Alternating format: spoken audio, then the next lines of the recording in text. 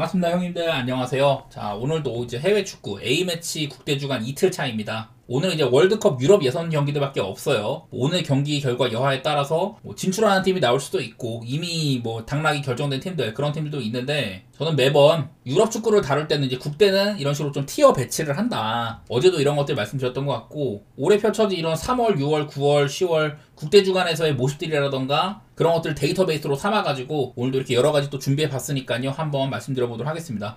제가 녹화하고 있는 현재 아직까지 배트맨에 이 경기들이 올라와 있지 않아가지고 여러 기준점이나 이런 것들은 제가 인터넷에서 수집한 그런 것들을 통해가지고 좀 추측성으로 하는 거니까 그 점 이제 감안하시고 양해해서 봐주시면 감사하겠습니다. 자, 첫 경기는 이제 핀란드 대 몰타 경기인데요. 지금 여기조에서는 핀란드가 지금 3위에 위치를 해 있는데, 사실 한 경기를 더 치르고도 폴란드나 네덜란드한테 승점이 많이 밀립니다. 폴란드한테도 3점이 밀려있는지라서, 거기다 이제 골드 실차도 마이너스 11점 차이나 나요. 그러다 보니 거의 최종전에서 폴란드는 또 이제 몰타를 만나가지고 비기기만 해도 그냥 핀란드가 탈락하는 셈이거든요. 사실상 가능성이 거의 없다고 봐야 됩니다. 얘네들 특히나 이번에 그 10월 달에 네덜란드한테 개박살 나고 리투아니아한테 A매치 15경기 지금 무슨 행진 중인 팀한테 겨우겨우 이겼거든요, 홈에서. 지금은 그냥 경쟁력이 많이 떨어진다고 봐야 될 것 같아요. 반대로 이제 몰타는 예선에서 지금 2무 4패인데 1득점밖에 하지 못했습니다. 그냥 워낙 밑바닥이라는 소리가 되는 거예요. 또 이제 몰타는 이런 원정 약세가 또 많이 보이기도 합니다. 티케야 안도라 같은 애들 잡아본다든지, 그나마 옛날에 친선전에서 룩셈부르크를 잡아본 적이 있지만 라인업 변수도 있었고, 그러니까 유럽의 최약체 레벨 아니면은 거의 원정에서는 못 이긴다, 이런 느낌이 되는 거거든요. 더구나 이제 1991년 이후 한 35년 정도 핀란드는 몰타한테 한 번도 비긴 적조차 없었다고 합니다. 그래서 사실 요즘에 핀란드의 공격력을 못 믿기는 한데, 그래도 이 경기를 핀란드가 홈에서 몰타한테 자빠질 만한 경기는 아니라고 생각이 되기는 합니다. 저는 핀란드의 승리는 받고, 아마 1마엔도 배당이 얼마 안 나올 것 같은데 1마엔이 조금 더 가깝긴 하겠죠. 사실 1햄로도 저는 좀 맛은 없다 이렇게 봐서 크게 미련두지 않는 핀란드의 승만 받고 가는 그런 경기가 될 것 같아요.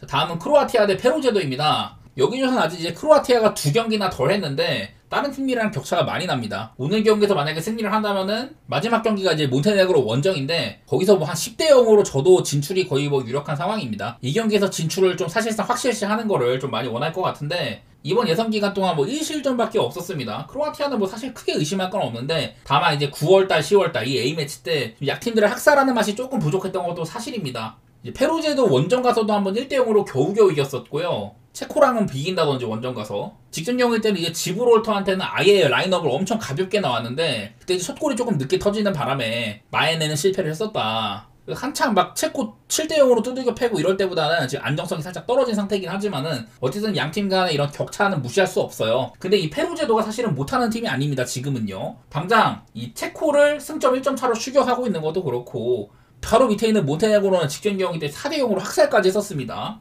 6실점으로 적은 실점도 많이 보이죠. 제가 여러 번 페루제도의 이런 수성 능력들, 그런 것들 여러 번 말씀을 드렸었는데, 여기다가 세트피스 한 방이라는 날카로움까지 겸비를 하고 있는 그런 팀입니다.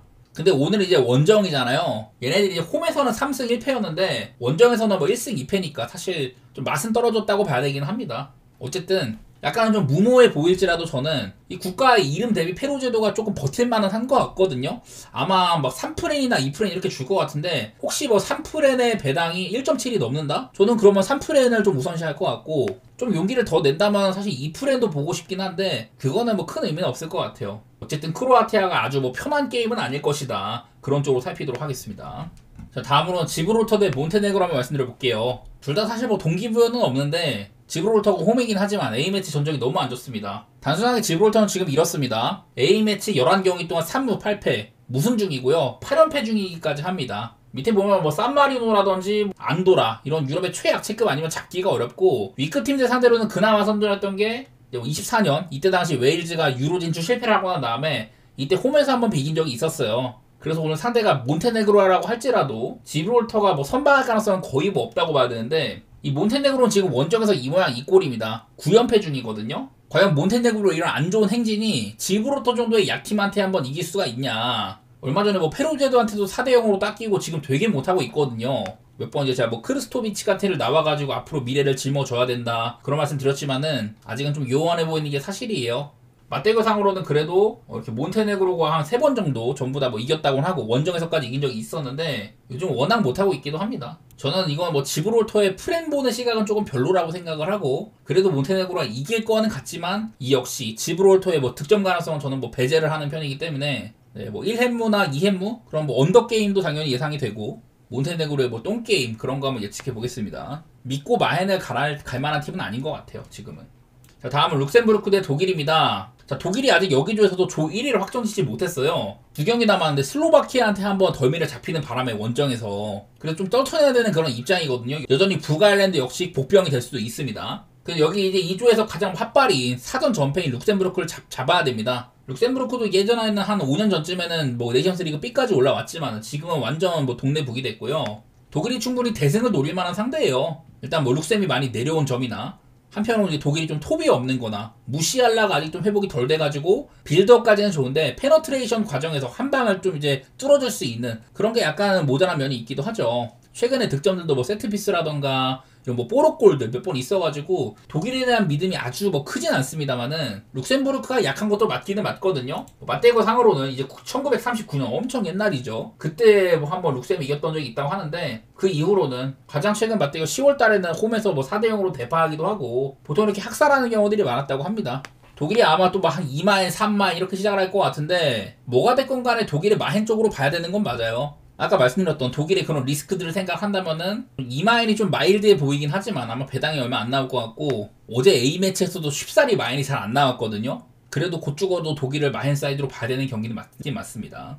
다음은 폴란드 대 네덜란드입니다. 아까 잠깐 본 것처럼 얘네들은 이제 한 경기씩을 덜 했는데 2조에서 1, 2위를 그렇게 하고 있는 팀입니다. 네덜란드가 승점 3점가량 앞서 있는 상황이에요. 저번에 네덜란드 홈에서는 폴란드가 뭐 비긴 적이 있었는데 원래 폴란드가 그전까지 좀 못하고 있었거든요. 어쨌든 흐름을 뒤집는 데 성공을 해가지고 최근에 뭐 핀란드나 리투아니아 이런 애들을 뭐 잡고 승점을 야무지게 벌기는 벌었습니다. 사실 레반도프스키의 기세가 좀 많이 죽었다든지 또 이제 조력자들도 부족한지라 경쟁력이 많이 떨어지긴 했는데 사실 뭐 이 경기를 진다고 하더라도 마지막 이제 몰타전에서 거기서 뭐 비기만 해도 프로분 갈 가능성이 높아 보이거든요. 만약에 홈에서 네덜란드를 잡는다면 최종전까지 가봐야 알겠지만은 득실차도 워낙에 크기도 하고 그냥 플레이오프에 갈 가능성이 아주 높은 상태입니다. 어쨌든 간에 이거는 네덜란드도 그전까지는 이런 학살각을 잘 못 세우더니 지난번에 10월달에는 두 번 다 4대0으로 무난하게 대승을 하기도 했었습니다. 또 맞대결로는 폴란드한테 1979년 이후 14경기 동안 8승 6무로 한 번도 지지 않았다고 합니다. 오히려 오늘은 폴란드 원정인데 그 이후로 폴란드 원정은 6전 전승이라고 하더라고요. 최근에 뭐 2020년, 2022, 2024 전부 다 뭐 이겼던 지라서 무승부 비율이 높긴 하지만 오히려 원정에서 강했다는 게 있다. 뭐 이런 면 때문에 뭐 네덜란드 승 배당에 만족을 못한다면은 고배당 같은 게 탐날만한 것 같아요. 무승부 비율이 확실히 높기도 하고 저는 일반 승 배당에 만족 못해가지고 아마 1.4나 5 정도 나올 거거든요. 거기에 만족 못해가지고 햄무나 무승부 여기서 골라가야 될 것 같습니다. 이런 뭐 기록들이 있다면 햄무를 약간 우선시하고 있긴 한데 지난번에도 사실 네덜란드가 찬스는 많았지만은 이 폴란드의 원더골에 얻어맞은 것도 있고 마냥 편하진 않아요. 그거는 뭐 일반승을 가더라도 편하지 않은 건 매한가지니까 저는 뭐 햄무나 무승부 같은 고배당 도전해보도록 하겠습니다.